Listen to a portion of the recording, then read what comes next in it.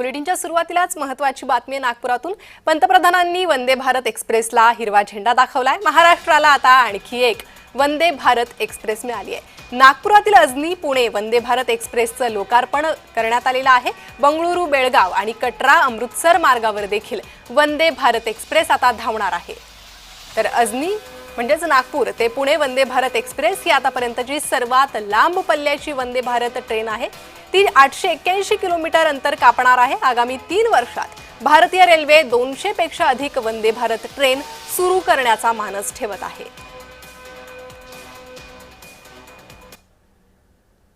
तर फडणवीस गडकरींकडून वंदे भारतची पाहणी करण्यात आली आहे। दोघांनी देखील यावेळी विद्यार्थ्यांसोबत संवाद साधलाय। पंतप्रधान नरेंद्र मोदींच्या हस्ते वंदे भारतचं लोकार्पण पार पडलेलं आहे आणि याच लोकार्पण सोहळ्यासाठी फडणवीस गडकरी देखील नागपुरात उपस्थित होते।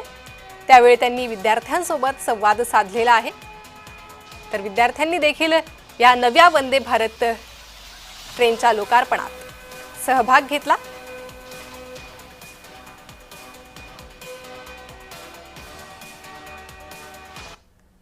नागपूर पुणे अनेक वेळा खासगी बसेसची भाडी 5-5 हजार रुपयापर्यंत जातात आणि लोकांना खूप अडचणींचा सामना करावा लागतो आणि म्हणून एक वंदे भारत ट्रेन आपण सुरू केली पाहिजे।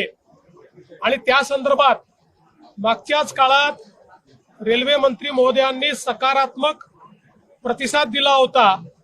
आज प्रत्यक्ष माननीय प्रधानमंत्री नरेंद्र मोदीजी यांच्या हस्ते नागपूर पुणे वंदे भारत ट्रेनची सुरुवात झालेली आहे।